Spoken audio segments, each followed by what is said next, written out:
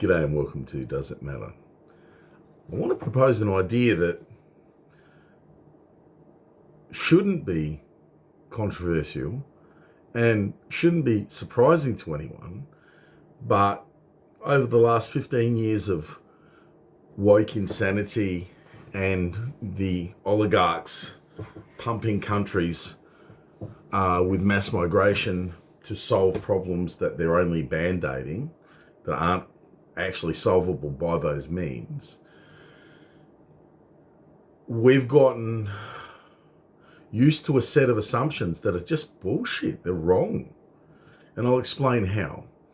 If you go to Thailand, why do you go to Thailand? Do you go to Thailand to see Laotian temples? Cambodian culture? Do you go to Thailand to see New Zealand orientated culture? Is that why you go to Thailand? No. You go to Thailand to see the specific aspects that make Thailand unique in the world. There's no other place like it because it's full of Thais, speaking Thai, and other tribes that have lived with them for a long period of time. It's a multicultural society. All participating in a melange that is unique in itself, heavily dominated by the Thai Buddhist culture. And no one would contest that the Thais have every right to maintain their country. And a country, a nation state, is in large part a culture. In fact, politics and policy are downstream from culture. And culture is downstream from a set of beliefs and values. So, if beliefs and values form the foundation of culture, and culture forms the foundation of politics and policy, and thus the nation state itself, and these are a unique example of human tribalism, then if the Thais are allowed to do it, and the Indians are allowed to do it, and the Malays are allowed to do it, and the Romanians are allowed to do it, sort of, and the Chinese are allowed to do it, and so on and so on. Why, when it comes to a Western culture like Australia, we're not allowed to say, we want to make sure that our culture remains Australian? Australia is an Anglo-Saxon culture. It is based on the West. Now, its makeup has varied already significantly through the decades and will continue to vary.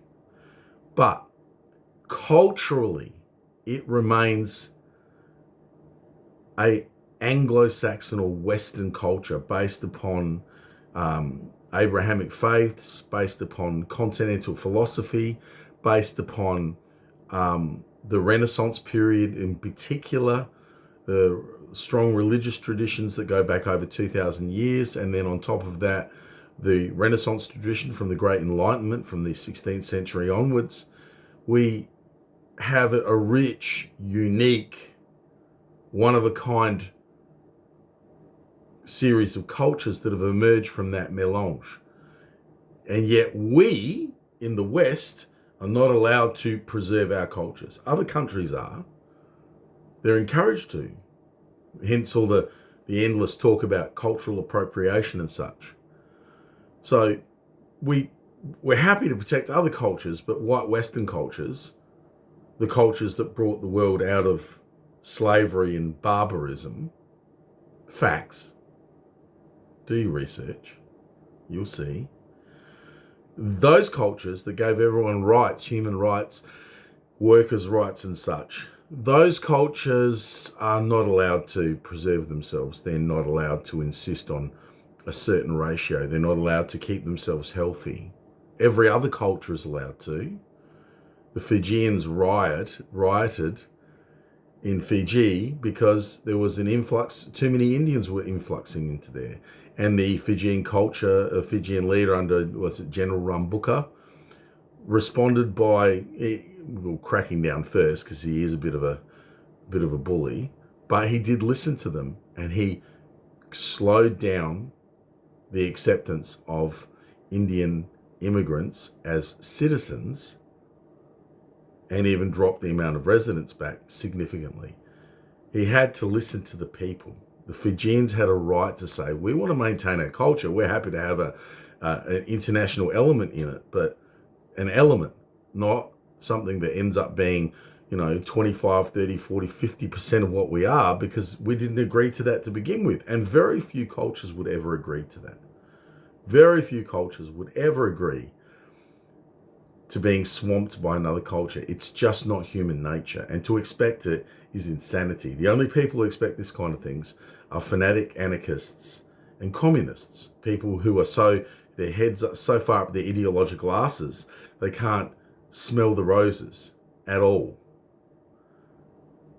We are humans, we are tribal, we are communitarian, we are unique, we are varied, and we have to be very careful, delicate, considerate about the way we treat immigration in every country, because every country is different. Every country has a different critical mass of immigrants that it can possibly take without losing stability. Okay? Every country has to work that out for itself, including Australia. It's not good or bad. It's healthy versus unhealthy, stable versus less stable. No one wants a less stable country. No one wants a higher crime country. No one wants a country that is swarming with people beyond the realm of the infrastructure we have. And we've already got that. We're already overburdening our infrastructure.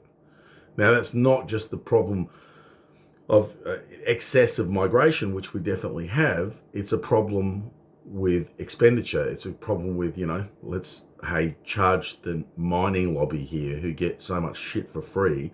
Let's start charging them so we can afford to build new cities, hyperfast rail, lots of cheap public housing. We can afford to engage in civic projects that make the country richer, make it cheaper to do business here, make it cheaper to employ people, make it cheaper to do a lot of things that make us a more attractive place for everyone to be, from workers right up to CEOs. That's what we want. We don't want to alienate a particular group. We want to see if we can get win-wins. Civilized societies go for win-wins. Fanatical, ideologically driven societies are inherently tribal and will always go for you lose, we win. Okay? That's not the way it works. And neither is migration. We need some migration.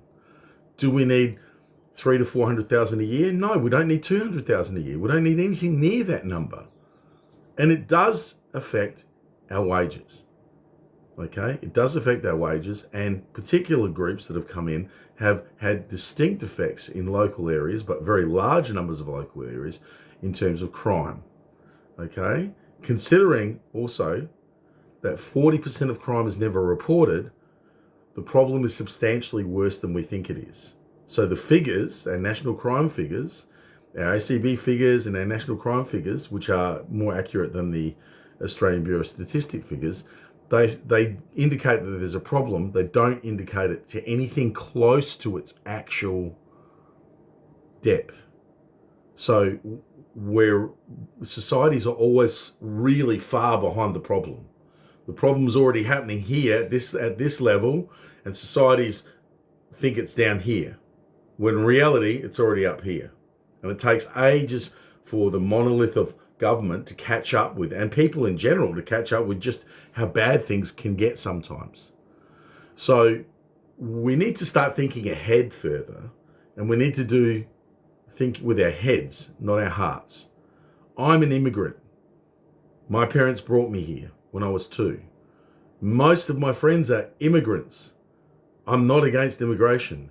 I am against what we're doing at the moment. We do not need more than 50 or 60,000 immigrants at the moment, maybe 100,000 tops some years, and it should fluctuate depending on the needs of the country. It shouldn't be based upon set numbers, and it shouldn't be based upon flooding our country with people who are willing to work in shit areas and regional areas often, but only very, very temporarily, for bad wages. It keeps the service sector wages down. It keeps working class wages down. Okay? It doesn't have a huge impact on middle class wages. It doesn't. And upper class wages has no impact on whatsoever. But working class wages, the bottom 35, 40%, that's us. Yeah, it affects us. Empirically proven, it affects our wages. It affects our working conditions. It affects our ability to leverage better wages and conditions from our employers. Because if you flood a country with people who are more than willing to take whatever deals offered to them for at least a few years until they can escape where they are and get into a regional city with better qualifications, then fine. And there's always a significant percentage that, depending on where they're from, they just sit on welfare and do as little work as possible. And that's our vetting problem. That's another problem. We should only be bringing the best in, not the worst. We have to be able to talk about these things sensibly. Okay? I've heard the thing, Australians commit crimes and Australians do all these things. Yes, they do. They do. Everything that migrants from shitty areas, shitty African and Middle Eastern areas do, we do already. It already happens. So do you want to bring more people in that do that? You want to make it worse? Shouldn't we be bringing people in who don't do that? I mean, if I'm trying to improve an area, I bring in people who are better than most of the people in that area. I try to raise and edify the standard. I don't bring in people who are worse or the same and make it worse. What's the advantage in Australia spending huge amounts of money bringing in and supporting migrants who aren't any better than the dole bludgers, criminals, and inherently very average people that we already have? It doesn't benefit us. We're not better off. Migration is meant to improve our country. It's meant to make us better. It's meant to edify this beautiful country. It's not meant to be an act of charity. We do not owe anyone anywhere else anything. That's what foreign aid is for. That's what geopolitics and international work is for, development work. But inside this country should only be, the only consideration should be for the citizens living here, not for anyone else. And if you don't like that, you're an irrational person. We give the right to self-determination to every other country in the world. Why don't we give it to ourselves to determine the nature of our own culture, the nature of our cities, what they look like, what they sound like, what they smell like, everything. We have a right to determine those things. We have a right to some degree, at very least, to have an influence on those things, to mitigate our environment, because hell, it's our environment. It's Australians. We choose, all of us, migrant and otherwise. Okay? We get to choose. People came to Australia because it's a Western, Anglo-Saxon-based Western culture which has all the advantages that those cultures generally have. Okay? We came here for that reason. My parents came here with both a European mix, an Anglo-Saxon European mix, and Arab and French. They came here with a variety of different influences. So did many of my friends, came from different parts of the world. And we brought those values with us. We brought those elements with us, and it makes the country a richer place. But we didn't come here to transpose the values of our old system that we left. The reason we fucking left was to get away from most of those values and those systems, to get away from the wars and the religious schisms and all the crap that was going on and still is in so many other parts of the world. So many parts of Asia, Middle East, and Africa. Endless schisms, endless trouble. We don't want that here. And most of the people who came here, I'm one of them, came here to get away from that. We do not want to import it here. We also don't want to create poverty by capital inequity, which we've got growing big time, and create more and more crime here. That's an issue within itself that has nothing to do with migration. Migration just makes it worse. See, if you already have infrastructural issues, you already have resource allocation issues, you already have problems in your society, to do with the allocation of resources. All right? You're not collecting enough resources. You're not collecting enough tax. You're not collecting enough of your own rich wealth to fund the development of the country. And then you start throwing hundreds of thousands of people a year into that. What do you think's going to happen? Come on, folks. See past your left or right wing leanings, for fuck's sake.